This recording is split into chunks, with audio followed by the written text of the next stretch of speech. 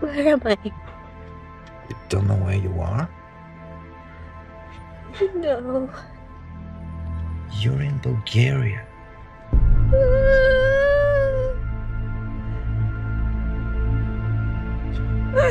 No, no, no! A spectre is haunting Western culture, the spectre of the Balkans.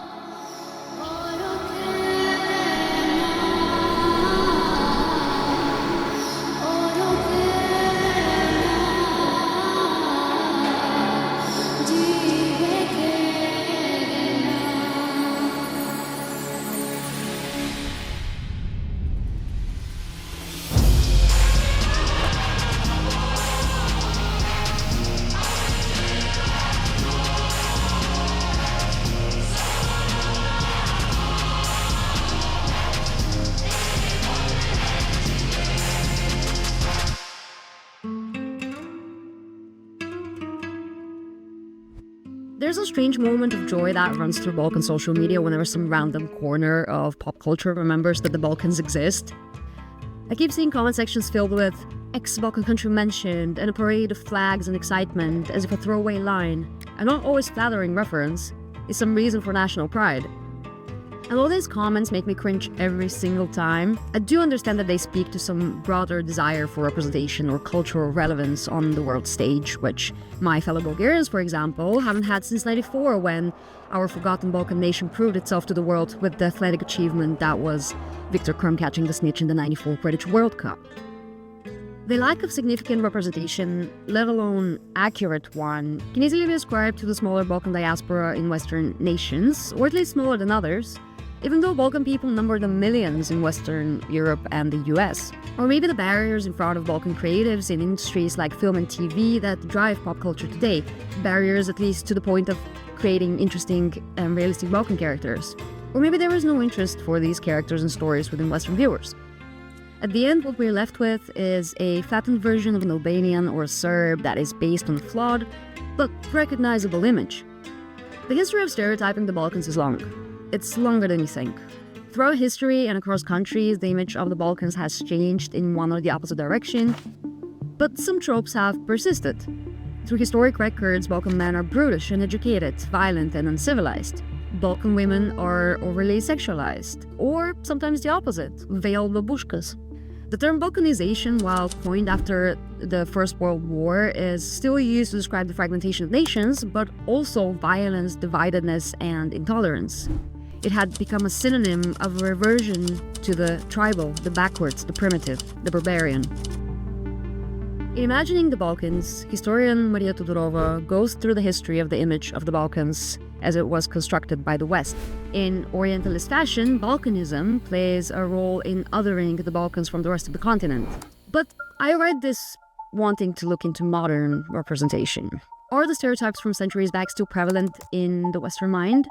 Are Balkaners on screen very similar to the Balkaners in writings of centuries ago? As I was looking for examples of fictional Balkan characters in modern media and pop culture, I was not really surprised that I struggled with the task. There are, in fact, not many.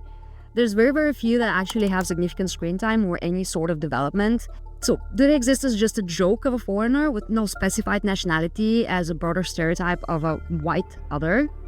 Or are they a bit more complex nowadays? At first glance, the image of the Balkans seems often blended with the broader image of Eastern Europe, ignoring the significant differences between peoples and cultures, or simply having no interest in exploring them. But is that the case all the time? I want to look at some Balkan characters, the few that I could find, and see what threads of similarity run through the representation of Balkan people on screen today. The ones I found ended up being somewhat different to each other, depending on the narrative, maybe somewhat shallow and underdeveloped, with one or two exceptions. Some, like the Goblet of Fire's Bulgarian Quidditch star Viktor Krum, are obviously world famous.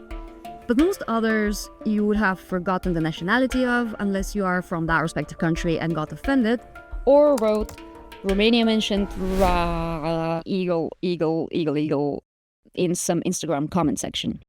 But first, let's see. Where is Balkan?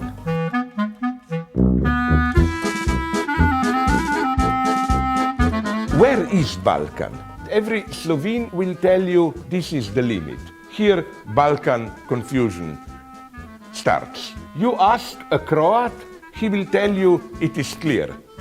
Croats are Middle Europa, Catholic, Belgrade, Serbia, Orthodox religion. We are in Balkan.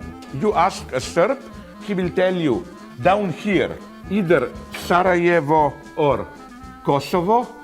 They will tell you this is the true Balkan. In Greece, they will tell you we Greeks, we are the origin of Europe. Up there, the dark Balkan mountains. The Balkans' borders have been disputed since the term itself was introduced as a geographical location. They have been defined both by the West's attempt to either other or assimilate its inhabitants to the broader European family, and nowadays more often by the Balkaners' own reluctance to associate with the region, as Slavoj Žižek just explained. This river here is the official geographical limit between Balkan and Middle Europa. So beware, on the other side, horror, Oriental despotism, women get beaten, get raped and like it. On this side, Europe, civilization, women get beaten and raped but don't like it. So It's similar to the fuzzy borders between Eastern and Western or Eastern and Central Europe. A lot of countries are running away from the East Europe name. I was in Estonia for a while. They're like, no, we are the Nordics. Of course, the Polish people and the Czech people, they're like, no, we are Central Europe. I went to all over the place. I even went to Serbia, our next door neighbors, and they're like, guys, it's so good to be here with my Eastern European brothers and sisters. And the Serbians are like, actually, in Serbia, we are West Balkans. Many seem to want to escape the Balkan label. If you want to infuriate a Romanian, you need only to speak of his country as a Balkan state. Journalist John Reed reported from Bucharest during World War I. Balkan, he cries, Balkan. Romania is not a Balkan state. How dare you confuse us with those savage Greeks or Slavs? We are Latins. A contemporary Greek would describe him or herself first as a Greek, then with a local identity, Cretan, Macedonian, Epirot, and so on, third as a European, and only next as Balkan, Southern European, or Mediterranean, with no enthusiasm about their Balkanness. Not much enthusiasm is present from outside either. Englishman Archibald Lyell quotes a Persian he met who said, God made the Albanians after he had just had a fight with his mother-in-law. Some countries do manage to escape the Balkan stereotypes, sometimes by having their own personal branding. Countries like Greece and Croatia. But the peninsula is just the same, so how do you actually escape it? The answer might be in this. The meaning of Balkan has been based on the political and ideological sphere rather than geographically or socially. Here the question is not so much where the Balkan is, but what the Balkan is. The Balkan is first and foremost the Balkan mountain range that runs from the peak of Raška Čuka on the border between Serbia and Bulgaria, cuts Bulgaria almost perfectly in half and ends in the Black Sea at Peak Emine.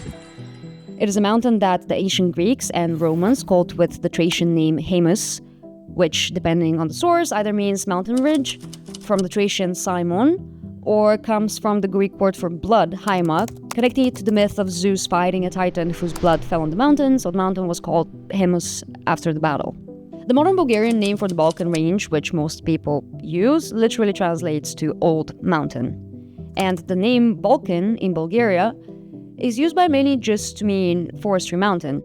I was camping recently in the Bulgarian mountains and met this nice old couple camping next to me, and the guy said something like, there is so much nicer here in the Balkan than down there in the city. Even though we were not in the Balkan, we were in the Rhodope Mountains. The mountain was widely called Haemus, presumably until the Ottomans conquered the peninsula, after which the Turkic word for mountain Balkan became increasingly more used. Until the liberation wars of the 19th century, the peninsula was called with names that recognized the Ottoman occupation: European Turkey, European Ottoman Empire. The 19th century saw the first records of people referring to the whole peninsula with the name Balkan. In the mid-20th century, Balkan had started sounding pejorative with the appearance of Balkanization as a term, so there was a push to call it Southeast Europe, but unfortunately it was tainted by the term's German translation, Südosteuropa, that the Nazis incorporated into their plan for dominance over Europe. You know, kind of like how you can't call your child Adolf anymore. So, Balkan it is. When the peninsula adopted the name of the mountain, a Turkic word, and that name stuck throughout the 20th century, the Balkan Peninsula became inevitably and forever linked with its Ottoman history, cementing it as other to Western, mostly Christian and white Europe. The image of the Balkan in the West has been forming for many centuries, or rather it has been formed. From travelogues of French, English, and American voyagers in the pre-industrial era to the liberation wars that garnered sympathy for the Balkan cause in some, but not all. From the beginning of the 20th century, when the term Balkanization was used for the first time, to the barriers that were created between West and East when the East associated itself with the USSR and the communist ideology. Through all this time, and to this day, the Balkan is imagined as other. In imagining the Balkans, Maria Todorova introduces the concept of Balkanism. Drawing on Edward Said's Orientalism, she compares the way that the West has constructed the image of the Balkans throughout the ages to the way the Occident has constructed the Orient, while arguing that Balkanism is more than a mere Orientalist variation on a Balkan theme. While Orientalism originally referred to the scholarly study of the East by Europeans and their cultural fascination with the Orient visible in art, literature, and philosophy, in his 1978 work Orientalism, Edward Said reframed the term as a critique. Said argued that Orientalism was less an objective study of the East and more a Western invention, a discourse that portrayed Eastern societies in a way that the West wanted to see them, as exotic, backwards, and fundamentally different. This constructed image positioned the West, often the colonizer, as rational and progressive, and so tried to legitimize its colonial domination and political control. The West never seemed interested in learning about or understanding these spaces and their people, but rather to create an image with which to position itself as superior. Further scholars would develop the idea that it's not just the West defining the East through its own lens, the other also started to see itself in relation to the West, and so both sides would define themselves based on the West as a standard. Balkanism uses a similar dichotomy, but unlike Orientalism, which is a discourse about an imputed opposition, Balkanism is a discourse about an imputed ambiguity. The Balkans are treated like Europe's awkward cousin, not quite East, not quite fully West. Instead of being seen as exotic like the Orient, the Balkans are often portrayed as backwards, violent, and stuck in the past. This lets Western Europe position itself as civilized and modern by contrast. So, where Orientalism paints the East as a mysterious fantasy, Balkanism paints the Balkan as a cautionary tale. Orientalism is somehow devoid of a particular space or time. It is always somewhere else, but not anywhere in particular, and seemingly perpetually in an ambiguous bygone era. The Balkan, on the other hand, cannot be separated from its geographical concreteness. It is also in a particular point in time, unlike the unidentified era of the Orient. The Balkan is always in the past, but the recent past, always just a little bit behind the West. But do all countries in the Balkan fall into the same image? Is Greece Balkan? Or is it Mediterranean? Or both? It seems to be a part of the peninsula. The image of Greece in the West, and specifically in internet spaces, seems to be something very different. Blue water, white beaches, and picturesque villages, all in white and blue. An image constructed by travel bloggers and Instagram accounts, which I both understand, as I have seen these same Instagrammable places online, and also find weird because, as a Bulgarian, whenever I find myself in Greece, I feel very much at home. To me, the infrastructure, the roads, the foods are more or less the same. People look and act very similar to us, yet the global image is different. While the fascination with antiquity and primitivism in defining and describing the Balkans was predominant in the 19th and 20th century, in the 21st century, Greece's image is left with the fascination with antiquity, while it has dropped the image of primitivism. Greece's tourist marketing on its ancient history has granted it a more positive image in global culture, one not granted to many Balkan countries. The legacy of the ancient Greeks gave us one of two Disney movies set in the Balkans, kind of. Hercules. Like in many other movies, Greece is imagined only in the context of its ancient history and its mythology. The Greek characters we see on screen are often ancient Greek, mythological figures, or deities. Croatia similarly escaped its Balkan identity through the constructed image of its tourism, still different and in the ballpark of exotic, but not Balkan, right? Romania's predominant image in Western culture is mostly composed of vampires, Draculas and Count Orloks, and Hotel Transylvania. Oh, look, another Disney movie in the Balkans. Kind of. Just like with Greece, its only deserving characters are based in legend, in myth. And while some regional or more country-specific stereotypes seem to have emerged or even become predominant, like in the case of Greece, we all know this is not the image of the Balkans I'm talking about. There is a much grimmer image that encompasses the whole peninsula, one that is often extended to the main border of othering in Europe, that of Eastern Europe. If you ask an Austrian, he will tell you Slovenia, Balkan begins, Slavic primitives, and so on. If you ask a German, he will tell you Austria, when they had an empire, was already too much mixed with all this, it's already Balkanized. French people will tell you Germany, dark, fascist, kind of a Balkan, we are civilization. And finally, the British will tell you all Europe is today a big Balkan with Brussels bureaucracy as a new Istanbul. We British are the only one.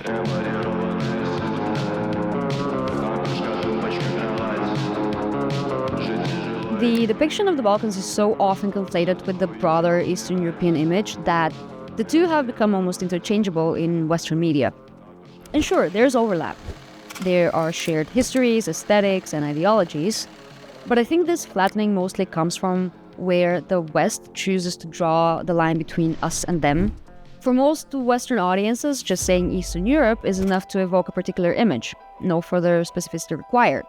Historical events have helped cement this mental border from the Ottoman era to the Iron Curtain. The irony is that the east part of Europe, being literally the crossroad of empires for millennia, is anything but culturally uniform. The region is a patchwork of religions, languages, and traditions. Within this small area that is the Balkans, people use Greek Cyrillic or Latin script depending on where you go, for example. It's a mix that should make it one of the richest settings for storytelling. But instead of exploring that complexity, pop culture often treats all of Eastern Europe as interchangeable. You can see it in cultural moments like WWE's Bulgarian wrestler Rusev, who for a while dropped his Bulgarian identity entirely to become a Russian villain, and I think he's back to being Bulgarian now. Or in the reductive Cold War ads that turned Soviet women into a single cartoon image of Baba Yagas, as if that was the full picture of half a continent's population. Eastern Europeans in Western media are sometimes portrayed as people who simply don't get Western manners or values, as if they are permanently out of step with civilization. One of the most outrageous examples in recent TV is the Ukrainian character Petra from Emily in Paris, a show already infamous for stereotyping pretty much everyone, especially the French, which it portrays as rude people who wear berets and cheat on their partners, while positioning its American protagonist Emily as the moral compass of the entire series. Even though if you've seen the show, you know that Emily is just the worst. The Ukrainian character's portrayal was so bad that in January 2022, Ukraine's culture minister issued a complaint with Netflix and called the character an insulting caricature, which it definitely was. In this story, Emily, who's insufferable from start to finish and stubbornly refuses to learn anything about the cultures she encounters, gets to lecture Petra on French or Western culture. Petra is written as a bundle of lazy tropes. She speaks broken English, has no sense of fashion, so Emily gets to teach her about fashion. Emily! She lives in constant fear of deportation, feeding into the stereotype of Eastern Europeans as illegal immigrants, and most outrageously, she shoplifts, which, needless to say, draws on a notion that Eastern European immigrants in the West are criminals. Emily, of course, has to stop her and explain why stealing is bad, and we don't do this here in Paris. Friendly Space Ninja has a great video explaining the Ukrainian character incident and much more about how terrible Emily in Paris is, so you can go and check that out. Look, I don't mind having negative or flawed Eastern European characters, of course, but this level of laziness when writing a character can cause harm and solidify negative stereotypes, because it does leave an impression in the millions of viewers watching. Netflix answered the criticism very diplomatically without actually apologizing. They said, "We agreed that in 2022 we will be in closer contact to prevent such cases. Such an active public position will help ensure the attitude of Ukrainians is taken into account in future filming." Which means nothing, really. Not for Petra, not for the rest of the stereotypes, and as we saw, Emily in Paris continued its mockery of every single culture and nationality that Emily encountered. But yeah, that's Eastern Europe for you. Remember every time Nikolaj's native Latvia was referenced in Brooklyn Nine-Nine? Not to mention that I'm pretty sure that nobody in this show through the whole run of the series ever pronounced his name correctly. Nikolaj. Huh? Nikolaj, yeah, I said it. Nikolaj. Nikolaj. Not even close. Nikolaj. It's pronounced Nikolaj. Nikolaj. Nikolaj. Nikolaj. Nikolaj. Nikolaj. Nikolaj. Nikolaj. Nikolaj. Nikolaj. Shouldn't it have been Nikolai? Like the J is pronounced like a Y, Nikolai? Like in all other Eastern languages and Baltic languages. Nikolai? Am I right? It's okay, you say it wrong. On the topic of stereotypes, another piece of art came to mind. Offensive representation can go beyond TV. The 2009 installation Entropa was commissioned for the Czech Republic's potential presidency of the EU. It was commissioned as a collaboration between 27 sculptors from the EU countries, the primary artist of which was Czech sculptor David Černý. The installation included pieces that represented the 27 EU member countries, connected by a blue frame that looks like a model kit, kinda. I remember that installation because it was on the news in Bulgaria after it caused a bit of a diplomatic scandal. See, the Bulgarian piece of the sculpture was a squatting toilet in the shape of Bulgaria. The day after the exhibit was unveiled, the Bulgarian government demanded it be taken down and registered a protest with the European Commission. The installation was not taken down, but eventually the part representing Bulgaria was covered up, despite some Czech NGOs opposing this action, and also the government committee that authorized the piece repeatedly stating that they're trying to avoid censorship. Bulgaria was not the only unhappy country as well. Some political factions in Slovakia, yet another Eastern European country, were unhappy with its representation as a Hungarian sausage. In light of the scandals, David Černý repeatedly defended the installation as an ironic piece about European integration and an attempt to poke fun at stereotypes. But looking at it now, I am not sure how much of the idea was a reflection on stereotypes and how much was, well, just stereotypes. Romania was shown as a Dracula theme park. Greece was depicted as a burned forest, possibly representing the 2007 Greek forest fires or the 2008 civil unrest in Greece. Either way, I'm not sure what stereotype is being commented on here. And that goes for all countries, not just Eastern ones. France's piece in the sculpture was the map of the country with the sign strike on it, because the French strike a lot, I guess. Sweden is just an IKEA box. And if you guess that Denmark is just a Danish Klampenschuh, you'd be wrong. It's the map of Denmark made out of Lego. I remember seeing the statue on the news. I was in middle school, and I didn't think it was necessarily offensive. I just thought it was kind of ugly and didn't deserve the uproar. And looking at it now, I still think it's kind of ugly, but now I also think it's unimaginative.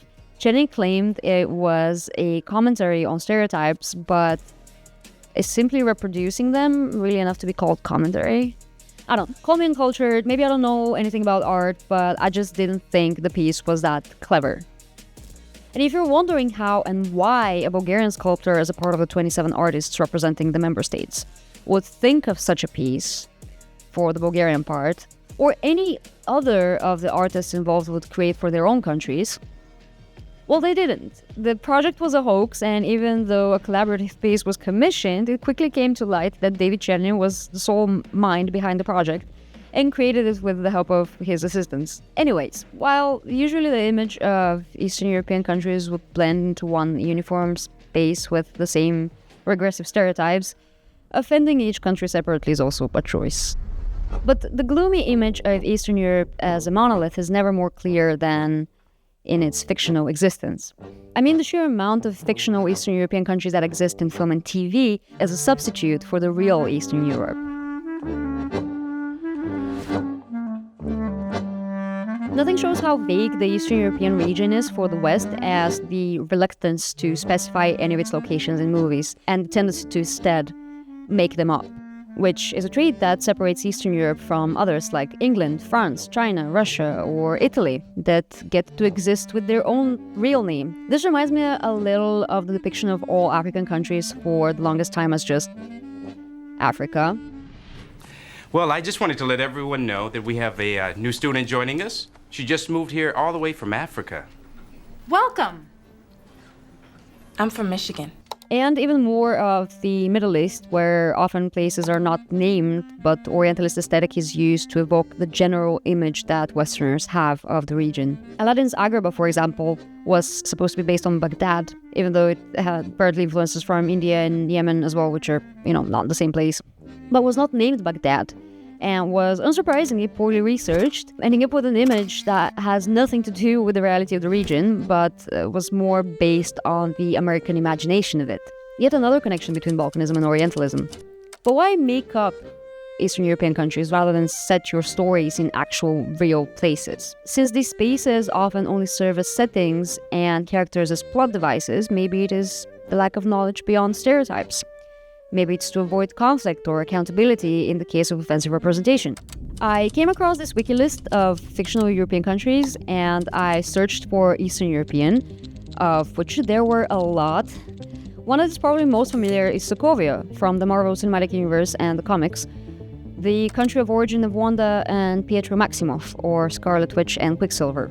Wanda and Pietro's parents were killed in an attack on their city when, and this is a quote from WikiMCU, in an effort to end the country's political turmoil, several attacks were orchestrated by the United States Air Force against Sokovia, in which the city of Novigrad was devastated by a series of air raids. I wonder where Stan Lee got the inspiration of an Eastern European country destroyed/saved by American exceptionalism. The twins are also Romani, which, while including an actual Eastern European minority and so adding some more diverse representation, seems like, in the case of Scarlet Witch specifically, is playing on a stereotype of Romani women as witches or magical in some sense. Another one is Krakozia from the movie The Terminal, where Tom Hanks uses the Bulgarian he's learned from his father-in-law to navigate the JFK Airport International Lounge, while his character's former Eastern Bloc country is going through a revolution or some sort of a violent coup d'etat and is no longer recognized by the United States under its new government, leaving him stranded at the airport. The violent, divided, unstable nature of fictional Eastern European countries is not limited to these two examples at all. In fact, if you look at that wiki list that I mentioned, you'll find that most fictional European countries with their very unimaginative names, often derivatives of the names of actual Eastern European countries, are either currently at war, war-torn from a recent conflict, an enemy of the United States, or simply communist, and so an enemy of the United States. Most recently, the fictional countries of Moravia and Jarampur in the new Superman movie are an example of that. Although we all made certain connections to real-life events, the fictional countries at war in the movie are set in Eastern Europe. And over in Eastern Europe, Arabian troops gather at the border seemingly mere minutes away from invading Jarampur once. With the president of Moravia speaking Croatian, we can position Moravia and its neighbors somewhere in the Balkans. You know, that famous Balkan desert. Moravia obviously follows the naming convention of fictional Eastern European countries, while Jarampur doesn't really. It sounds more South Asian to me. Its aesthetic also reminds me of usual fictional depiction of Southeast or Southwest Asian countries when it comes to the landscape, clothing, infrastructure. Yeah. In any case, they absolutely both fit the warring, divided Eastern Europe stereotype that most stories lean on. And the dichotomy that is between the supposed Eastern European image of Moravia and the more South Asian image of Jarampur, while they're supposed to be neighboring, makes me think that there is no difference to the creators of the movie between these groups of people, or these geographies. I'd imagine that creating these fictional Eastern European countries is a tactic to avoid having your villain be Russia or the USSR all the time, in writing about a country that is perceived as similar or influenced by it as the forever enemy of the West. Not using real Eastern European countries in their writing maybe to avoid conflict or avoid research, assuming that most of the audience wouldn't really care.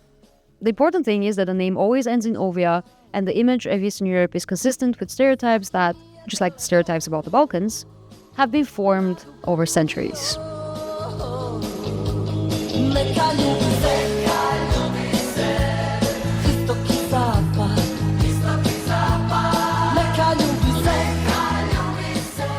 Stereotypes about the Balkans are not a modern thing at all. They predate the Eastern Bloc and even the Balkanization post-World War I. In imagining the Balkans, Maria Todorova goes back in history to examine the ways in which the image of the Balkans was constructed by the West, the ways that the West imagined the Balkans. All the way back to the pre-industrial era, when the Balkan Peninsula was occupied by the Ottoman Empire, Western travelers would visit the territories and some would leave us their impressions in writing. The travelogues by English, French, and American travelers, for example, are really split in their sentiment. Some romanticized an image of the past that they thought they found in the region, and others were disenchanted by what they perceived as backwards. It was not always the case that East was a pejorative. For the Byzantium, the ruler of Europe for several centuries, the West meant barbarity and crudeness.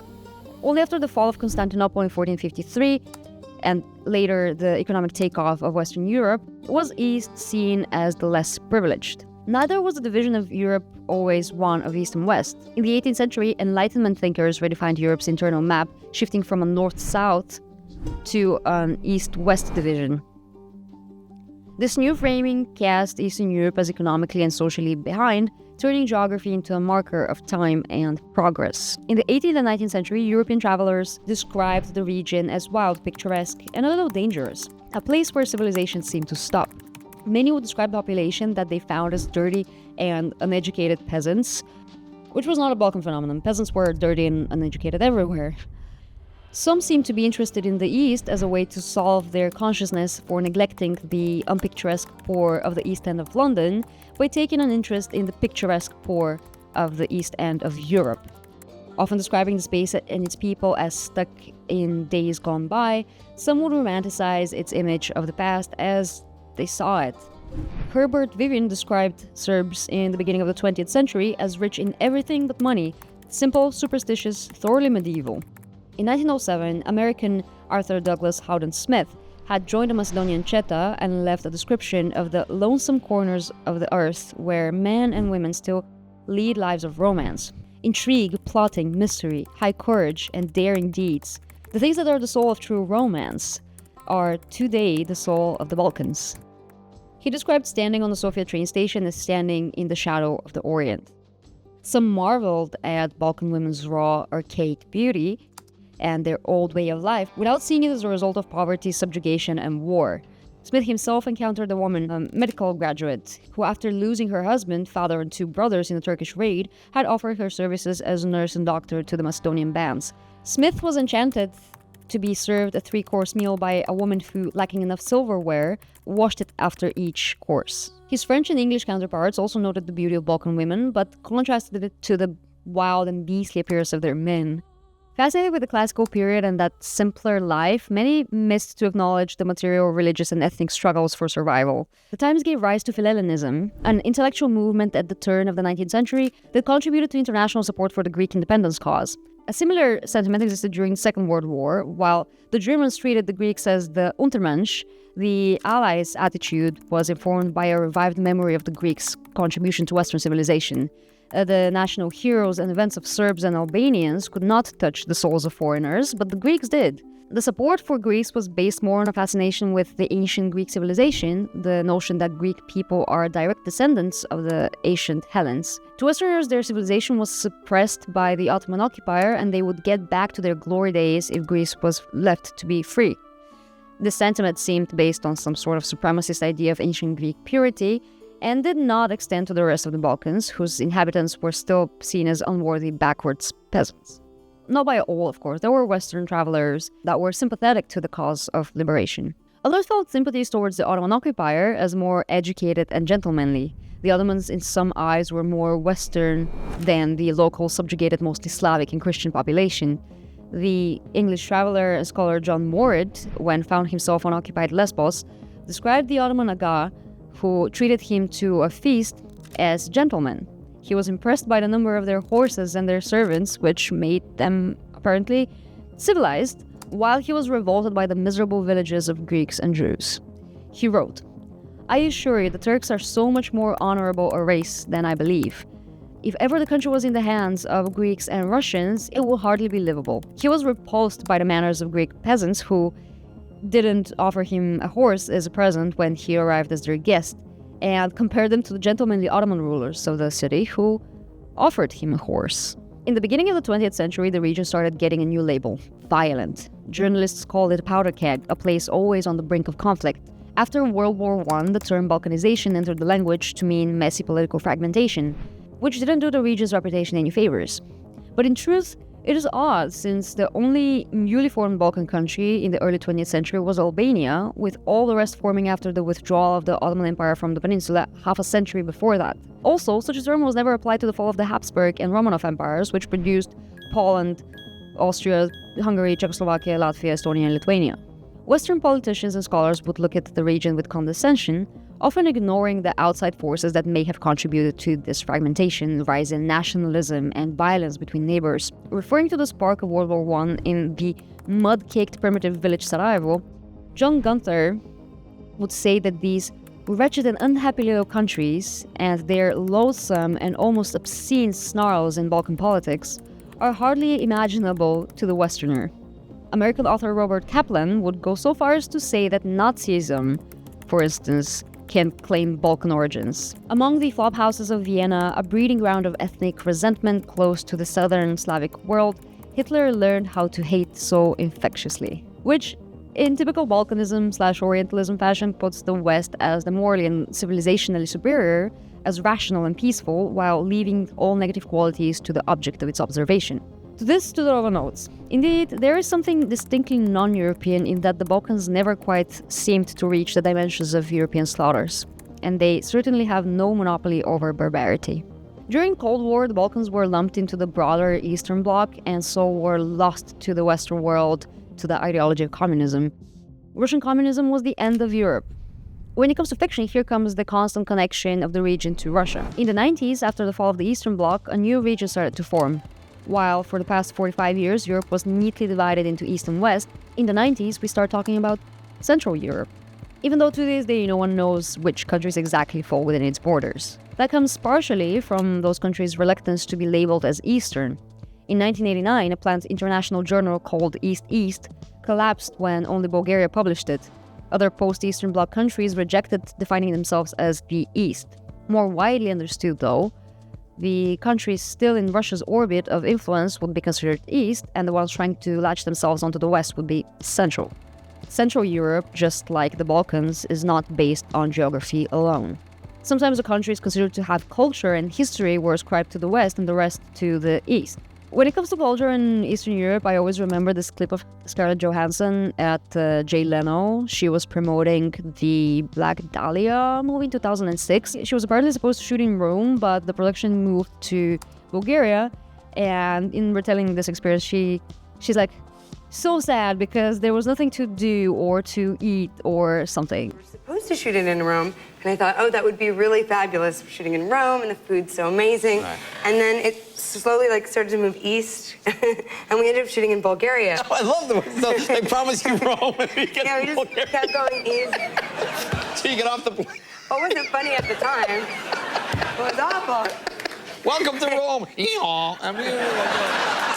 So what's Bulgaria? What's the food? What do you eat in Bulgaria? Is it like blood sausage and all those kind of things? No, it's kind of, I don't know. I subsisted on, well, we realized that the cucumbers were really good, so we ate a lot of cucumbers. And there was a pub that served tuna sandwiches. So we subsisted on tuna sandwiches and cucumbers. Well, the tuna in Bulgaria is legendary. How does tuna even get to Bulgaria? It swims. No, it was an interesting experience, yeah. And it was definitely not Rome, yeah. But it was it was Bulgaria. I guess it was I never would expect to go there. I mean, it's not exactly a tourist destination or anything like that. Right. This particular idea that Eastern Europe lacks culture, unlike Italy, France, and England, is a common narrative which, looking at it historically, is absurd to claim about the region with literally some of the oldest cities on the continent. But, maybe she didn't leave her hotel room, so who knows. Anyways, when it comes to art, many of these images of the Balkans leaked from travel journals and reports into literature. In 1925, the popular image of Balkan violence inspired Agatha Christie to write The Secret of Chimneys and invent the country of Czechoslovakia, named like modern fictional Eastern European countries, by smashing two existing names together. The capital of Czechoslovakia is Bucharest, and its population's hobby is assassinating kings and having revolution. She introduced her Czechoslovakian character, Boris Antrukov, a tall, fair man with high cheekbones, deep-set blue eyes, and a cold, unreadable expression, the quintessential foreign figure, complete with a harsh accent. Even though these descriptions are more typical for the northern parts of Eastern Europe, but whatever. Antrukov, valet to a recently murdered prince, is consumed by a desire of vengeance. Another character identifies him as a purebred Czechoslovakian and adds, most uncivilized people, a race of brigands. In 1894, Irish playwright Bernard Shaw wrote his comedy Arms and the Man. The title comes from the opening words of Virgil's Aeneid, "Of arms and the man I sing." It quickly became a commercial success, playing all the way from Belfast to Broadway. The play takes place during the 1885 Serbo-Bulgarian War and is set like a love story between Raina, the daughter of a Bulgarian major, and Captain Bluntschli, a Swiss mercenary in the Serbian army who hides in her room after the Serbians lose a battle. It is described as an anti-war, anti-romantic comedy that essentially satirizes men's glorification of war and the hypocrisies of human nature. I'm not gonna go through the whole plot and characters, but I'm just gonna note one of them here. Major Paul Petkov, Raina's father. A core part of his character apparently is that he doesn't understand why people need to shower so often nowadays, since he repeats it a couple of times throughout the play. Oh, my usual sore throats, that's all. That comes from washing your neck every day. I've often told you so. Nonsense, Paul. I don't believe in going too far with these modern customs. All this washing can't be good for the health. Not natural. Washing your hands every day is something brought by the Westerners, and he just doesn't understand it. There was an Englishman at Philippopolis who used to wet himself all over with cold water every morning when he got up. Disgusting. It all comes from the English. Their climate makes them so dirty they have to be perpetually washing themselves. Look at my father. He never had a bath in his life. Lived to be 98. Healthiest man in Bulgaria. I don't mind a good wash once a week to keep up my position, but once a day is carrying the thing to a ridiculous extreme. Well, obviously Major Petkov is supposed to be a comedic character, a caricature. You would imagine how a Bulgarian audience would react to this character, written by an Irishman who has never set foot in Bulgaria. You don't need to imagine, actually. In November 2024, Arms and the Man premiered on the stage of the Bulgarian National Theatre, directed by John Malkovich for some reason. The premiere was ruined by a couple of hundred nationalist protesters that stopped people with tickets from entering the theater. They held banners saying Malkovich go home and insisted that the play is offensive to Bulgarians before they left and threw their little Bulgarian flags in the trash. Now, they did face a lot of criticism from the public, the media, and the director of the National Theatre, as many agreed that art should not be attacked and censored like this. And I agree. But in wondering if there's any grounds for their grievances, I did something that none of these protesters have done. I read the play. And it's honestly not that damning. Definitely not flattering, but as a comedy is nothing more scandalous than our own satires. The copy that I have is actually forwarded by Maria Todorova, and she does acknowledge the negative stereotypes that the text perpetuates, while also thinking that the play is good, it's funny, and she didn't feel the least bit affected by it, and neither did I. What she seems most disappointed in is that in its Anglo-Saxon productions, directors insist that the name of the main character be pronounced Raina, rather than the softer and more beautiful Raina, which is indeed the correct way to pronounce a Bulgarian name. Honestly, I just don't think that the play is that upsetting. What is upsetting, though, is the author's approach to facing criticism. See, the protests against Arms and the Man in 2024 were far from the first protests against the play. Its staging in Petric, Bulgaria in the 20s was reportedly sabotaged by activists from the Macedonian Revolutionary Organization. For its 1924 premiere in London, Shaw was warned about possible protests from Bulgarian university students who might have concerns about its possible offensive and reductive portrayal of Bulgarians. When with my sincerely friendly support, Bulgarian students develop a sense of humor, the problem will disappear, he said to these warnings. In 1921, Shaw's play under the name The Heroes was staged in the Viennese Burgtheater and was met by noisy disapproval from the Bulgarian student community in Vienna. It was not only Bulgarians that criticized the play as well. The Austrian press unanimously ostracized the theater for its tactlessness in damaging the dignity of a former ally. When he visited Serbia in 1915, American journalist and poet John Reed reported that Serbs were sensitive about the play too. And in London, English critics were the first to frown upon the dismissive portrayals of the Bulgarians. Shaw answered the critics by saying that during the time in which the play is set, the air of the Bulgarians was not as polluted as it was in industrial London, and they were simply copying hygienic habits of Western civilization without having any need to do so. So instead of addressing these criticisms like a serious person, Shaw claimed and kept claiming for years after that he actually wrote an accurate depiction of Bulgaria and its people, even though we know from him that he first wrote the play and then looked for a place to set it. The characters were initially called the father, the daughter, the stranger, and so on. He wrote the play and then asked Sidney Webb to find a good war for his purpose. Shaw said that Webb spent about 2 minutes in a rapid survey of every war that has ever been waged, and then told him that the Serbo-Bulgarian War was what he wanted. Serbia it is, he thought. And then he changed his mind and set it in Bulgaria. Because it doesn't matter, it's just the Balkans. He could have just as easily been offending Serbians instead. He wrote the play and then attached a setting to it that he believed fits his uncivilized, unhygienic characters. And yet he would forever claim that the depiction is accurate, and 30 years later he would still say that comedy is possible only in a highly civilized culture because our relatively barbaric people cannot bear to be ridiculed for their own infirmities.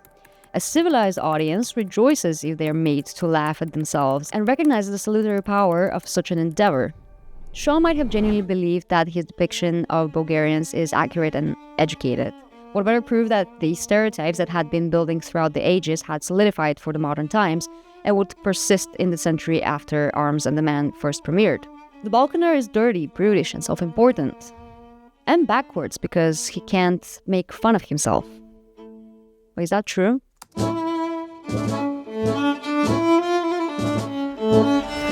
If we in the Balkans argue at anything, it's self-mockery. Once we get past the rampant nationalism, of course. Although we rarely put effort into deeper analysis of these stereotypes and folk psychology. Characters that embody the Serbian, Greek, Bulgarian, Macedonian, etc. spirit have been a staple of our own self-representation since folk stories were being told by word of mouth. Such heroes that embody strength and bravery, like Kralj Marko or Marko Kraljević in Bulgarian and Serbian folklore, are one type that exists in every culture, I think. Another one, more specific to the Balkans, is Hitar Petar or Itarpejo, Crafty Peter, a character in Macedonian and Bulgarian stories that is kind of a Balkan Robin Hood, outsmarting the rich overlords in the face of the Ottomans and helping his Slavic peasant neighbors. Crafty is a translation of Hitar that leaves something out of the meaning though. Hitar also means cheeky, clever, but in a deceiving way. Although the character Hitar Petar has always been positive, he uses his smarts for good. The image of Crafty Peter as smart but in a cheeky, deceiving way is an image that has kind of stayed until today of the Balkan person being clever so as to do things more effortlessly, an image that also today perpetuates a stereotype of laziness and taking shortcuts. A year before the premiere of Arms and the Man, the satirical image of the typical Balkan man appeared for the first time, the Bulgarian national anti-hero. When it comes to self-mockery, I can't think of a better example than our own by Ganyu. Ganyu is Major Petkov from Arms and the Man. He is exactly the one that tries and fails to be Western and civilized, but cannot see his failure through his own sense of importance. Created by Aleko Konstantinov, Ganyu Balkansky first appeared in the short stories later composed into the 1895 novel By Ganyu Travels to Europe, or its English translation, By Ganyu, Incredible Tales of Modern Bulgarian. By is a Bulgarian title of intimate respect, although now most exclusively used in a rural context. The stories follow the titular character, a rose oil salesman for Europe, in his attempts to act as a Western gentleman and businessman. They helped Baiganyu take off his Turkish cloak, he slipped on a Belgian mantle, and everybody decided Baiganyu was already a complete European. This is how the book starts. The book satirizes his image. We see him more as a clown that tries to escape his Balkan roots and be perceived as modern and civilized, in the sense that the West understands that word. But Ganyu often misunderstands the proper ways of conduct in a Western context. He's missing that high-class background and training in the ways of Western manners. So while mimicking a Westerner, he fails to hide his Balkan nature. But he doesn't understand that. Nowadays, we use Baiganyu to describe uncultured and backwards people lacking manners. As we try to escape our own supposedly backward ways as perceived by the West, this is all many people can see in this character. one that has become a symbol of our own flaws. But I don't think that that's what Aleko meant with his character. Literary critic Svetlozar Igor situated the character within a broader Balkan framework and coined the concept of Homo Balkanicus. Ganiu's last name is Balkansky, after all. He argued that Aleko Konstantinov captured the deep disillusionment of Bulgaria's first post-liberation intellectual generation, caught between the idealism of the national revival and the rapid moral decay of the new bourgeois society. In doing so, Aleko drew on a familiar Enlightenment literary trope, the figure of the savage among the civilized. But Aleko was mocking not the Balkaner, but the superficial mimicking of civilized behavior without the foundation of real values. Aleko is not satirizing Bulgarians or Balkaners. He's mocking the attempt to be something that you are not and don't understand, to escape a preconceived image of what you are, an internalized stereotype created by others. These days, an example of self-mockery based on stereotypes I find in the Romanian stand-up comedian Dragoș, whose running bit is asking members of his audience where they came from and often bases his jokes on stereotypes about these countries. His knowledge of stereotypes and using them for jokes is what makes his stand-up funny, especially, at least to me, when they are about the Balkans, with him being Balkan himself. All of his jokes about the Balkan countries seem to be drawing from the negative stereotypes that the Balkans are most known for, but while he himself uses them as they are, the stereotypes I mean. Okay, we moved to Bulgaria, wrong direction. He leaves his audience to challenge these notions. He's just setting up the stage. Be a story, right? How was Bulgaria? Did they treat you well? That's very vague. I think this is very interesting and not only self-reflexive, his own comedy understanding that stereotypes are just that, but subversive as well, because he himself does not have to explain that they are bad or not true, but his audience does the work themselves. That's why it's so silly to me when Bernard Shaw claims that we can make fun of ourselves and this is a sign of a backward society. If mocking yourself was a sign of forwardness, the Balkans would be the center of civilization.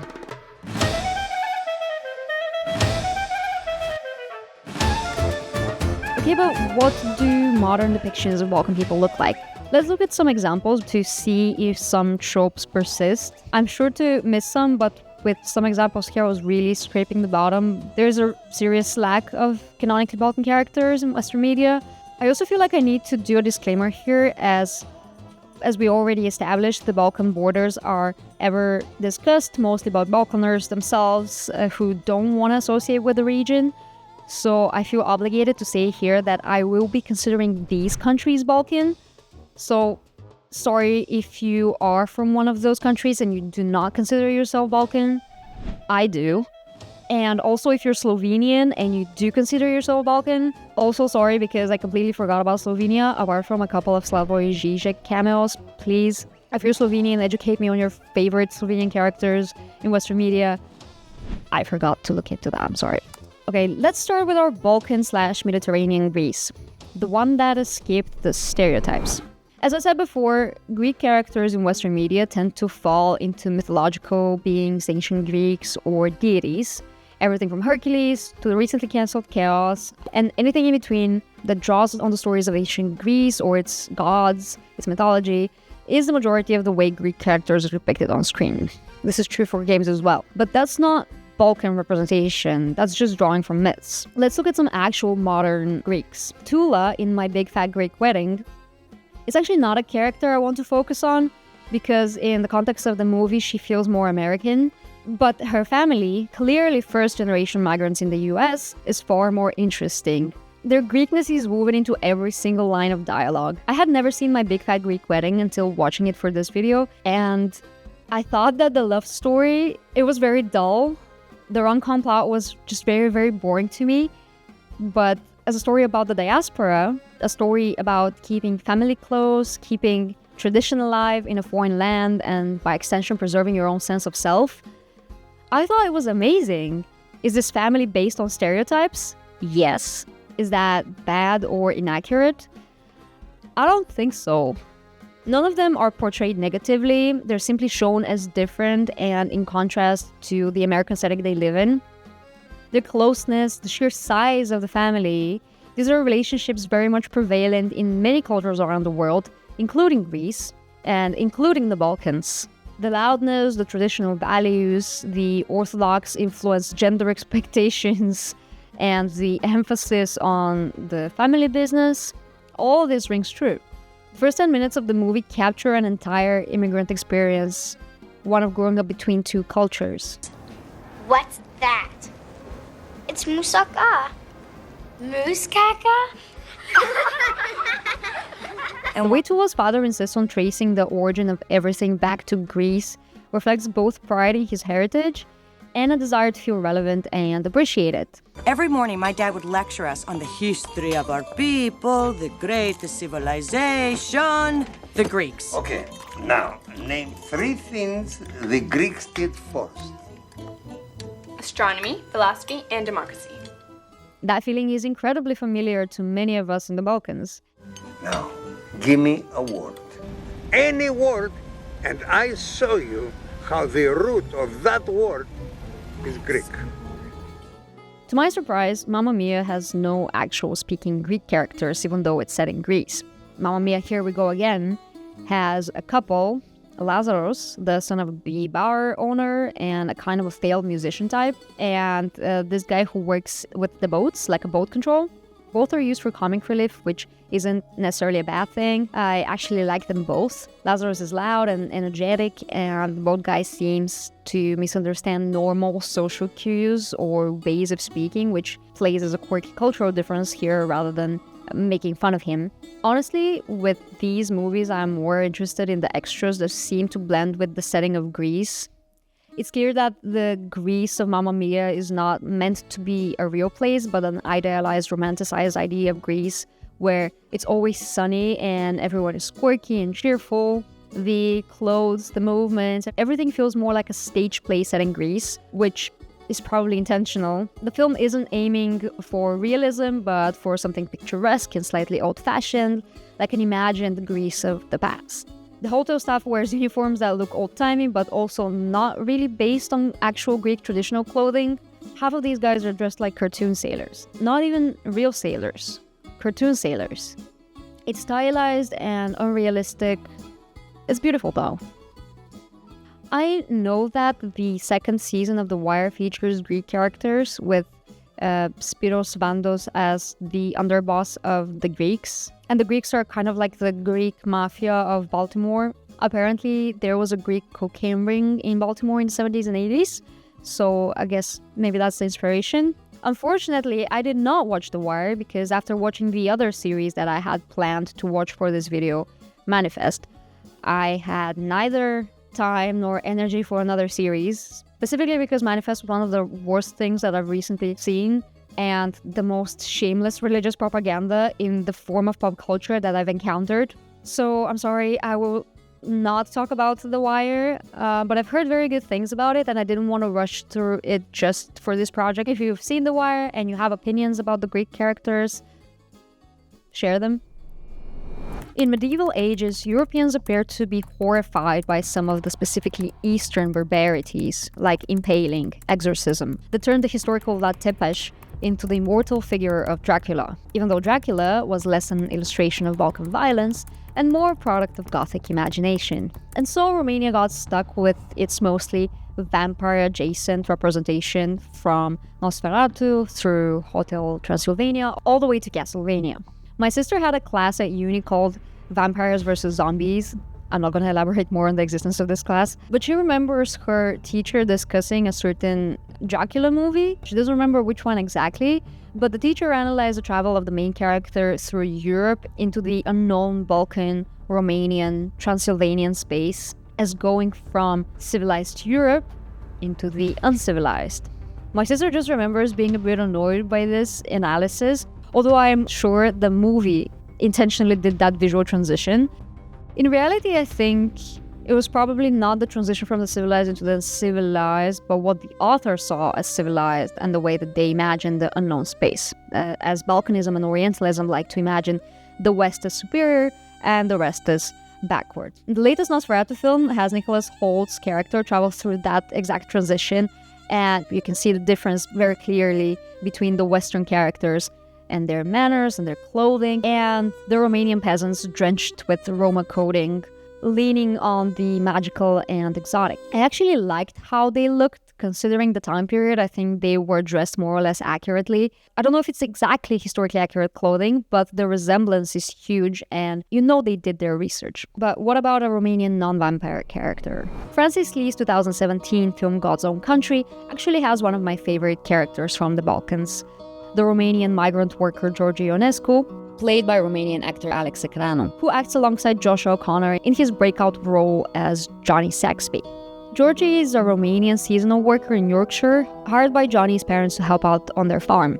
The movie has been rightfully dubbed by some the British Brokeback Mountain and is actually really, really good. It won a bunch of awards. A Guardian article described it as a very British love story bursting at the seams with unspoken emotions, unvoiced fears about the future, and a readiness to displace every emotion into hard physical work. George's character is probably the most realistic and compassionately written Balkan character that I have seen. Realistic, at least, in this particular scenario of a Balkan person as an immigrant worker, which is definitely not uncommon. Georgie is quiet, gentle, and incredibly competent, strongly contrasting him with the chaotic, emotionally stunted world that Johnny lives in. He is presented in such a positive light, being always helpful and kind, to a fault even. I think the movie went a bit overboard with how emotionally intelligent and pleasant this person is. He's patient without being passive, and the film gives him emotional depth. He has pride, boundaries, and a strong sense of dignity despite the xenophobia he faces. His Romanian identity matters, but it doesn't define him as a trope. He's an immigrant, and that experience is reflected in the writing of the character. He has left because he doesn't see a life in his country, but England greets him as a place of spectacular desolation, of closed-down mills and demising farms. The reality of a lot of working-class Balkan people who go abroad to find a better life only to find themselves doing dirty work in terrible conditions and for illegally low pay, while also finding that same type of poverty abroad. The movie shows the reality of many British rural families also. God's Own Country is a movie about class, as much as it's a movie about connection.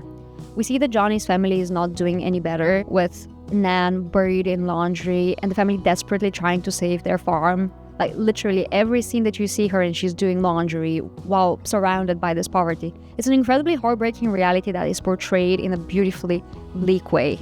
A piece of social realism. That incredibly realistic setting calls for realistic characters, which Francis Lee absolutely succeeded with. And once again, I was very pleasantly surprised to see a Balkan character written with such care. Even though Georgie also serves a particular purpose in this movie, outside of him being himself, but I'll circle back to that. For now, let's move on to Serbia.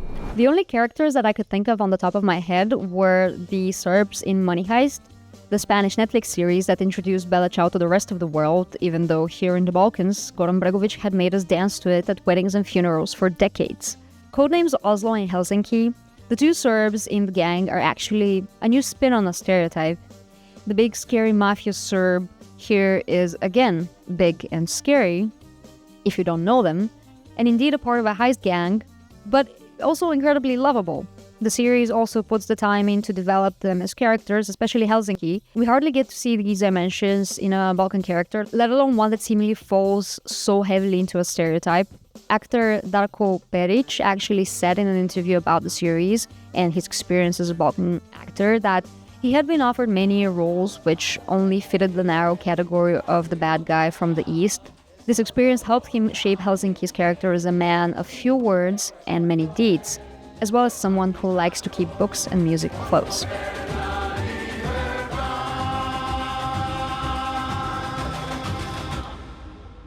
I felt that the Serbian mafia character as a stereotype is common, but I couldn't really find many other significant characters with lines and names and such. I saw a couple of video game characters, Zoran Lazarevic from Uncharted 2 and Niko Belic in GTA 4, but I don't play these games, so I cannot really analyze them in depth.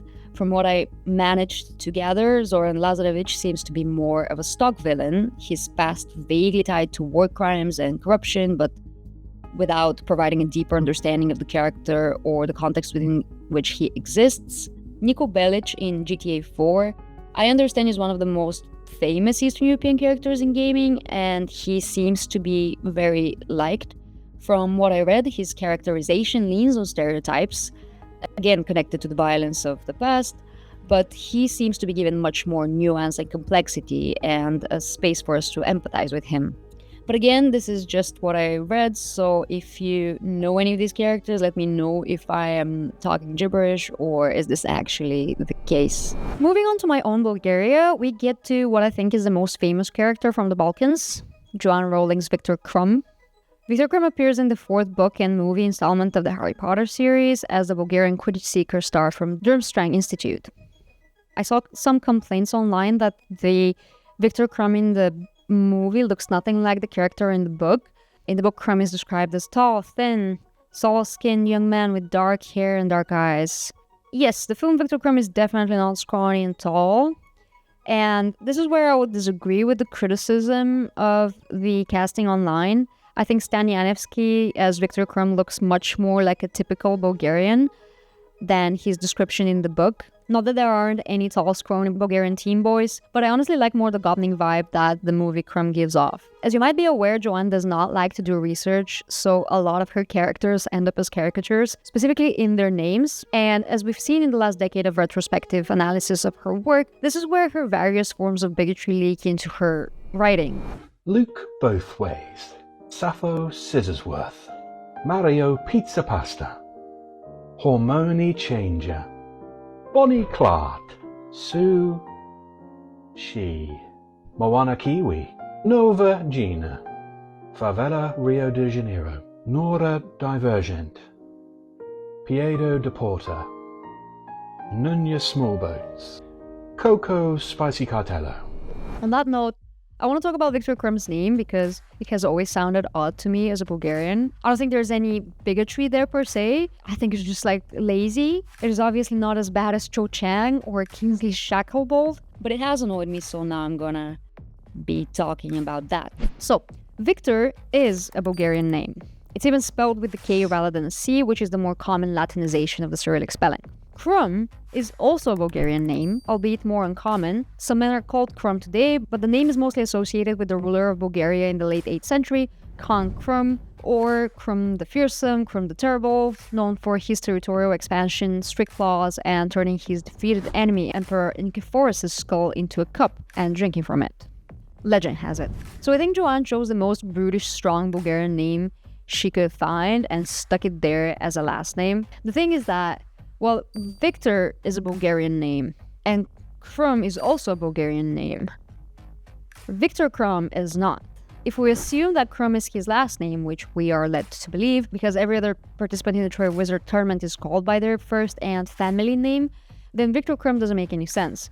Bulgarian names are usually formed like this. You have a given name chosen by your parents, then comes the father's name, and finally a family name.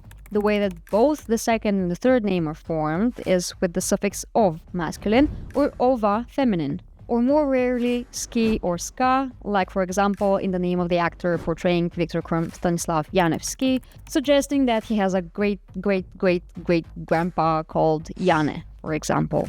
The suffix ov is the equivalent of the Dutch prefix particle von, the French de, the English and, Scandinavian suffixes son, the South Slavic ovich, etc. Some people do have two first names, like if both Viktor and Krum were his first names, but in that case they would have to be hyphenated. The second name, which is derivative from the father's name, is also formed with the suffixes.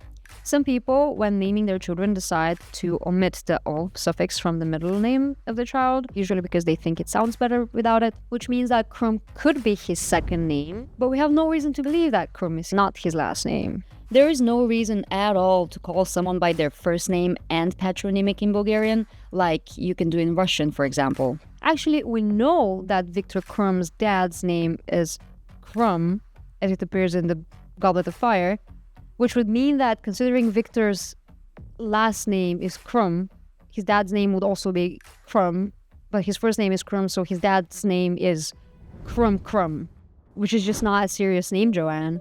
Okay, next, Katerina Petrova, or Catherine Pierce from The Vampire Diaries. There is nothing specifically Balkan or Bulgarian here. I think they made the character Bulgarian because of Nina Dobrav's Bulgarian heritage, and apart from that one retrospective scene where they made her speak in Bulgarian, there is really nothing more.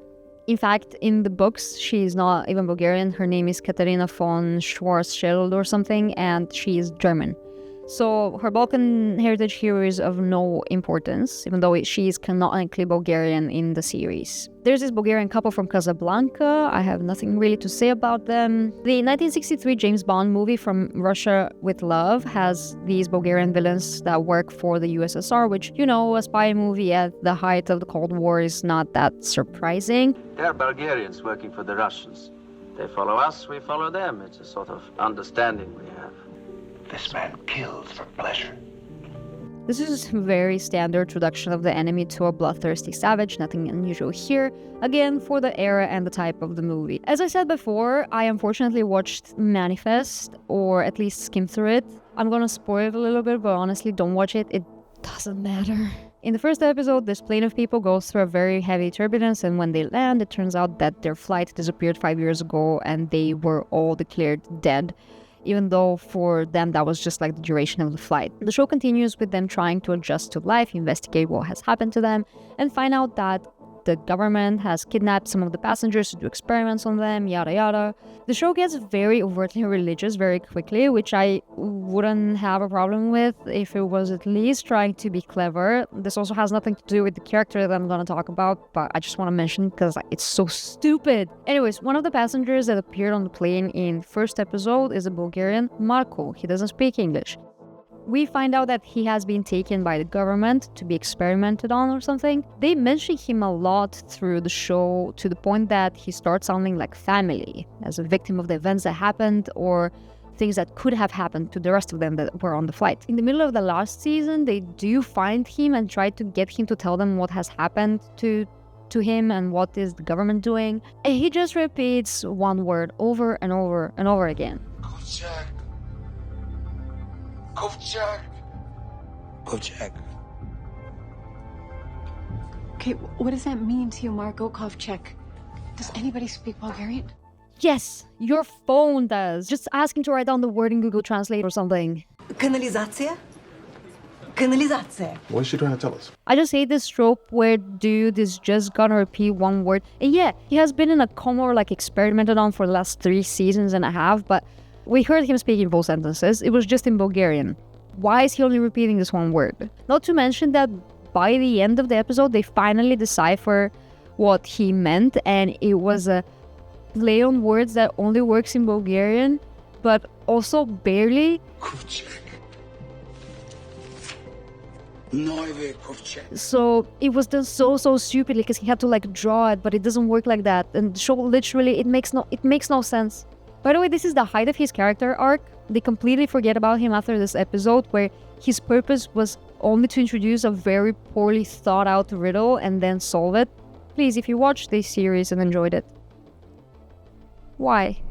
The sequel to Trainspotting stars Bulgarian actress Angela Nedyalkova as Veronica, a new character introduced as part of the sequel's generational contrast and emotional grounding. She is a young Bulgarian woman living in Edinburgh, working at Simon/Sick Boys pub/brothel, and acting as his girlfriend/business partner and often his voice of reason. Unlike the original Trainspotting characters, who are all stuck in cycles of nostalgia, self-destruction, and unresolved trauma, Veronica is practical, observant, and clear-eyed about how the world really works. I really like her, and I think she is written to be the most likable and reasonable character in the movie, despite her youth and despite how easily she could have fallen into the trope of an Eastern European dumb love interest or a thieving whore. She's not played for laughs, pity, or exoticism. She's actually incredibly resourceful and has clear objectives that she works towards achieving. Croatian Man is a recurring character in the adult animated series Ugly Americans. It is set in a fictional New York filled with monsters and devils, werewolves, and aliens. The series centers on a group of misfits led by social worker Mark in their quest to integrate. It is a metaphor for diversity, for the struggles of immigration and integration. I believe Croatian Man is the only human in the group, which I think is interesting because he's equated with all the other weirdos, as he seems to face very similar struggles with being accepted into American society. While he's in nearly every episode, he doesn't speak a lot. His name is Goran, but he's only called Croatian Man, which makes his nationality the main thing that defines him. He works as a candy striper in the hospital. He can't find a better job, even though he has a medical degree. That cleverly speaks to a lot of immigrants' experiences. A lot of people with higher education and degrees are denied jobs in their particular fields abroad and end up working lower-paid service jobs instead. Ida, Lois's mother in Malcolm in the Middle, is abrasive, manipulative, unfiltered, and seemingly incapable of affection, embodying the stereotype of the hostile immigrant matriarch who brings with her an outdated, cynical worldview shaped by a harsh life back in the old country. Mom, wake up. Take the children. Just let me live. You didn't return my calls for 2 weeks. I was worried. Oh, you're so worried.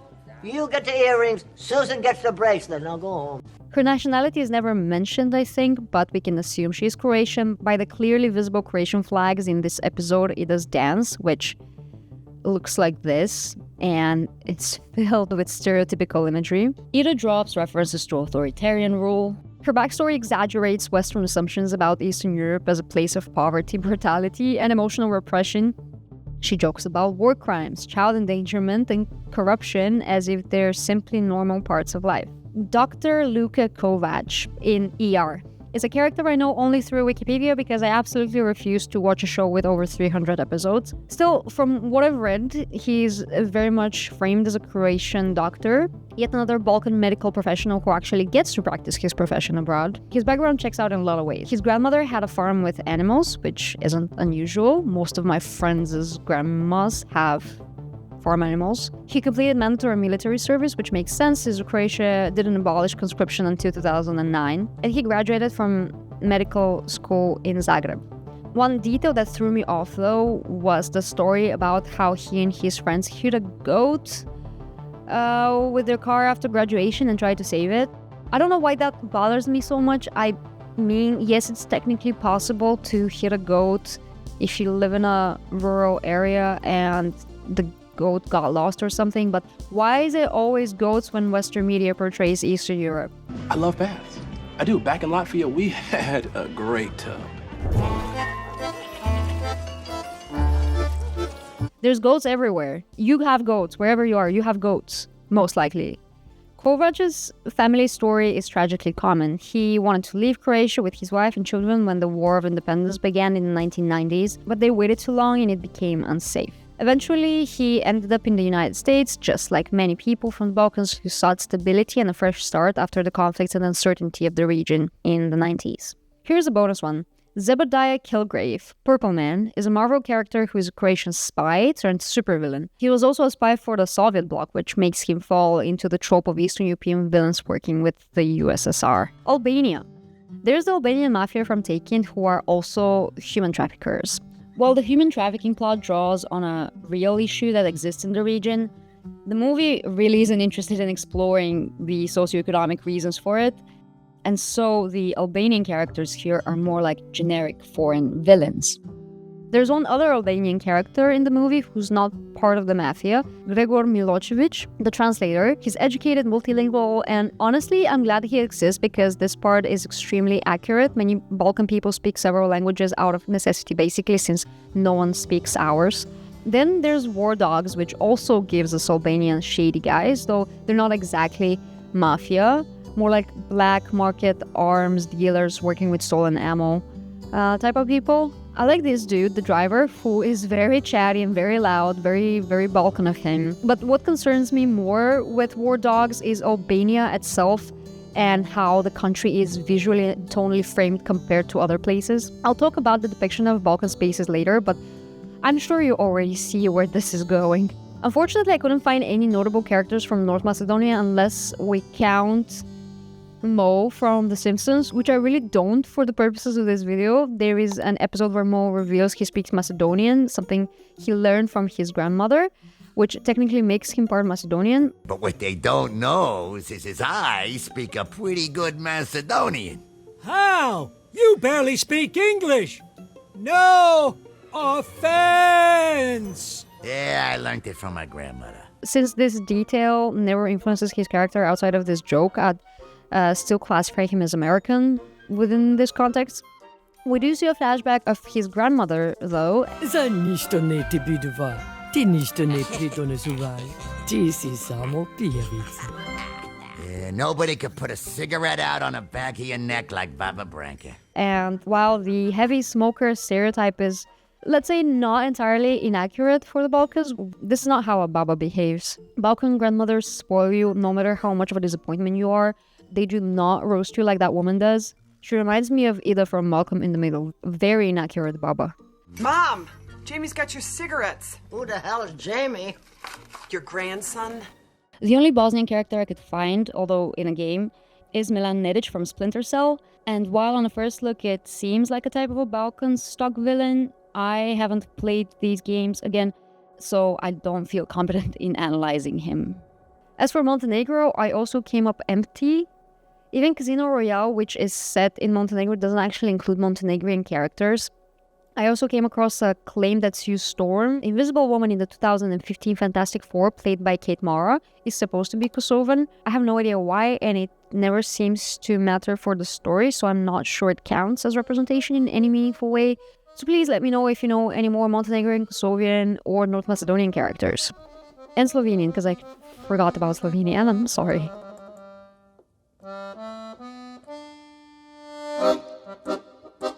Is there a quintessential, universal Balkan experience? Every Balkan person I know would say, yeah.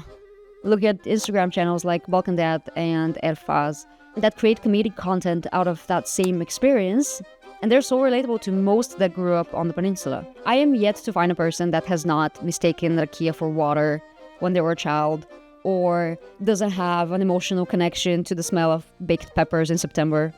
Or look at this channel that, with its retro montages of spaces and everyday objects, evokes nostalgia in anyone between the Adriatic and Black Sea, and actually the rest of Eastern Europe. No matter the jokes, the historical and cultural disagreements, or even the negative stereotypes that we also have about each other, a Balkan person you meet somewhere out in the world is an immediate friend, through the sense of comfort we all experience when we encounter something familiar in a foreign place. Someone who understands. Well, what is it to be Balkan in the West? That we have in common. But while the Balkans, like the Orient, is often present in Western media as a monolith, this space itself is a tapestry of religions, ethnicities, and cultures. It being the crossroad of worlds and empires laying on the way between Asia and Europe, history has shaped it to be quite diverse. Stereotypes in the West rarely reflect that. What foreign media fails at, and so does most Balkan media as well, is depicting the heterogeneity of the region. I haven't seen many Muslim Balkan characters. The image of the Balkans is mostly connected with Orthodox Christianity, even though Muslims in the Balkans form a significant religious minority with 15 to 18% of the overpopulation of the peninsula, and the majority in Bosnia, Albania, and Kosovo. Probably the biggest ethnic minority, the Balkan Romani people, who are also different within different countries, rarely get their own representation, let alone a positive or at least a humanizing one. That's in contrast with the real-life Western European perception of the Balkans, which perceives all Balkaners as Romani, often coming from xenophobia towards both groups, and equating all Balkan people with the already better-known and established negative stereotypes of Roma as dirty, uneducated, and thieving. I found that with the few Eastern European characters with Roma heritage, their Romani roots are used not so much negatively, but to play on a stereotype about the Romani as exotic, mysterious, and even magical. Balkan people as immigrants in the West are a lot, but I only know of one convincing Balkan character in a movie that also acknowledges their immigrant experience, and that is George in God's Own Country. He also represents another Balkan minority, which we don't really see. He is queer. My point is, the depiction of the Balkans on screen rarely acknowledges the diversity within it, or explores the different experience that comes with it. Which is not surprising since our own media fails to do that. Exception being Serbian director Emir Kusturica's films, which almost exclusively focus on Romani characters. But, you know, the Western perception of the Balkans is a space that is white-ish, more in the sense that Italians are white-ish, also exclusively Christian and in perpetual war, and always with a Russian accent. But considering that general image, are there any good, or at least realistic, or at least non-offensive Balkan characters in Western movies? Let's see.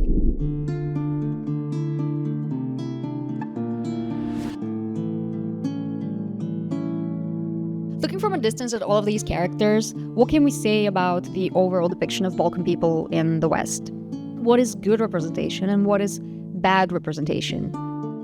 Characters like Marko Hoxha, the mafia guy from Taken, I consider bad representation. But not because you can't have villains be Balkan. I wouldn't mind an evil Balkan character. The problem is that they are not human. They are stock villains. And having stock villains always be Balkan or Arab or Chinese or Russian creates a certain image of whole groups of people, especially if that's the only depiction available. It's also not great to put zero effort into your characters like Marko in Manifest and use them literally as a one-and-done plot device. Then you have characters like Viktor Krum, who, while positive and beloved, still has little depth. Or Tula's Greek family, also positive and entertaining characters, while composed of a bundle of stereotypes, but once presented as endearing. Or Croatian Man, whose character touches on actual interesting real Balkan experiences, but he's also only played for laughs, given the nature of the show. But then we have some that are well-developed characters written with care instead of lazy tropes. Characters the audience can sympathize with and understand, while once also grounded in realism. Money Heist's Helsinki is one who's allowed to be more than a stereotype. Instead of being portrayed as a violent thug, he's written as gentle, loyal, emotionally open, and deeply caring. The audience is allowed to have a relationship with this character, to care about him. The show gives him vulnerability, humor, friendships, all without making his Balkan identity the butt of a joke. Helsinki stands out as a subversion of stereotypes, an authentic, complex, and respectful depiction of a Balkan person. God's Own Country draws a particular social reality, and George's story is realistic and genuine in depicting the experience of Balkan, mostly Romanian and Bulgarian people working harsh, low-paid, terribly exploitative jobs in the UK, which is absolutely a real thing. We even see other Balkan workers for a second there. Francis Lee apparently drew on the experience of an immigrant friend to write his character. George is a thoughtfully written character, but one who is also really an instrument for Johnny's growth. Nobody ever follows up on George's attempt to share anything about his life. This is not necessarily a bad thing. The story is not about him. George becomes the catalyst for change, not because his narrative device only, but because the film allows him to be a full person, something still extremely rare for Eastern European characters. Veronica could have easily fallen into tropes, but is instead a sympathetic, likable character with a story, a goal, motivation. In a film full of men stuck in the nostalgia of their youth, Veronica is the only one who is genuinely forward-looking. Like many others, including God's Own Country's Georgie, she ended up in the UK out of necessity and looking for opportunity. Her Balkan background can be read as a part of her pragmatism. As yet another immigrant character, she seems to understand survival better than the other characters in the movie do. But the film never reduces her to these experiences. She's not the immigrant victim or the tragic foreign girl. Instead, she acts with agency. She negotiates, strategizes, and ultimately outsmarts everyone. She's not framed as the other who needs to be explained or fixed. She is the one who sees clearly, while everyone else is blinded by their own mythologies. And the narrative does not punish her for being ambitious or pragmatic, the way many Western narratives do with Eastern European women. She is allowed to win.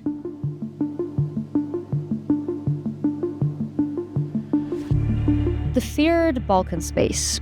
You know exactly what it is. The big old Soviet-style buildings, laundry hanging on the balcony is grey and cloudy and dirty, as opposed to Italy where laundry is hanging off the balcony but it's sunny and bright.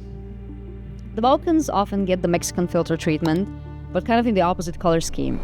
Corva. Hey, are you from Poland? Nah, the other one. Hungary? Nah, the other one. Slovenia? Nah, the other one. Slovakia? Nah, the other one. North Macedonia? Nah, the other one. Ukraine? Nah, the other one. Croatia? Nah, the other one. Any former member of Yugoslavia that I somehow haven't mentioned yet? Nah, the other one. Jesus, how many countries say this word? If a Hollywood movie puts a blue tint on it, they probably say it. What blue tint? This one right now. Oh.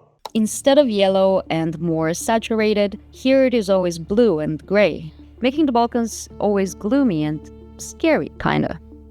Because that's communism?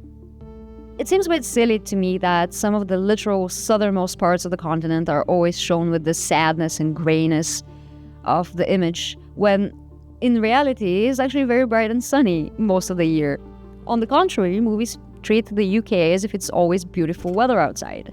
look at any Hugh Grant rom-com and you think that London is sunny and clean and bright. Similarly, for the whole run of Sex Education, it rained like once, and that was for dramatic effect. Like, I've lived in the UK, this is not what the UK looks like 99% of the time. And I understand that it's for artistic reasons, but Western spaces like London or Paris are usually supposed to be nice and positive in movies. They get the opposite treatment of the Balkans. They are glamorized and beautified, showing only their best profile, while the Balkan and Eastern Europe in general are shown only through their ugly.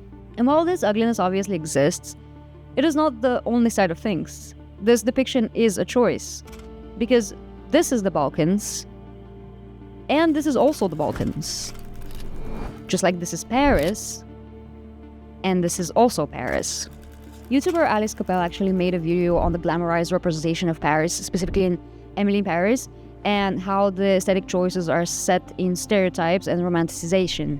Western media does the same to the Balkans, where, though the stereotypes are negative. That scene from I Spit on Your Grave 2 does the same thing to such an exaggerated extent. The scene is almost completely blue. Same in Eurotrip, although I can be mad at Eurotrip because it plays on stereotypes of all of Europe, and does it funnily, unlike that Anthropa statue. War Dogs is going extreme with the Balkan filter. I understand it is supposed to be winter or something, come on. Iraq also got a filter in this movie, the yellow Mexican Middle Eastern kind of filter. As you can see, so the visual contrast between the two is stark. The Casino Royale James Bond movie is set in Montenegro, even though it's not shot there. But at least we get some, what I think is a more realistic and interesting view of an Eastern European setting that doesn't look like it's stuck in the 80s and there is a storm coming at all times. In Quidditch World Cup, the game, you have different stadiums where the games are played. We see the English stadium, the Spanish, the German, the Japanese stadium, and only the Bulgarian setting is kind of dark.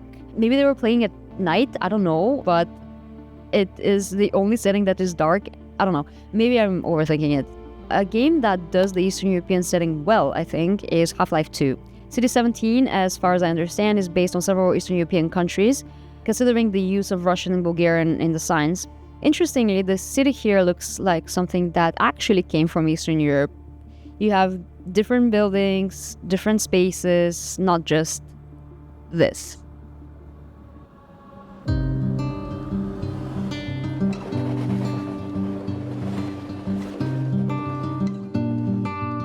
With the re-emergence of East and Orientalism as independent semantic values, the Balkans are left in Europe's thrall. Anti-civilization, alter ego, the dark side within.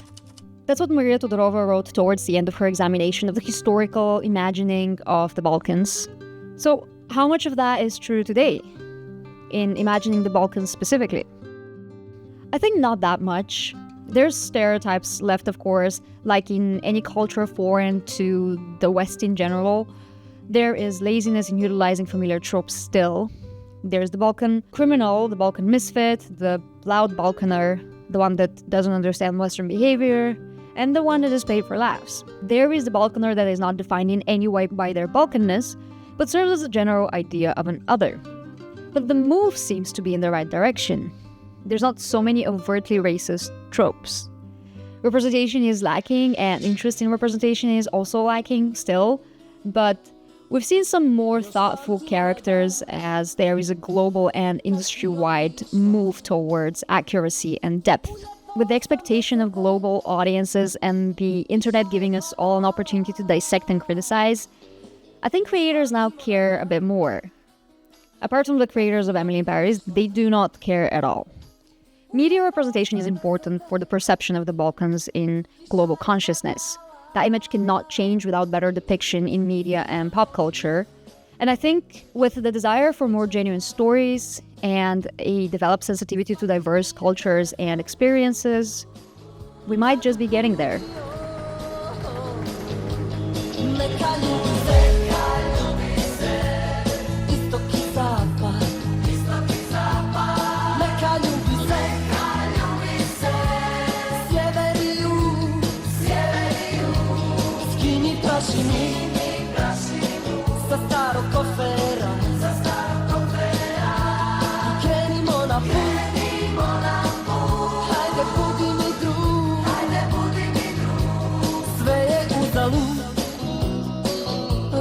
lo hacemos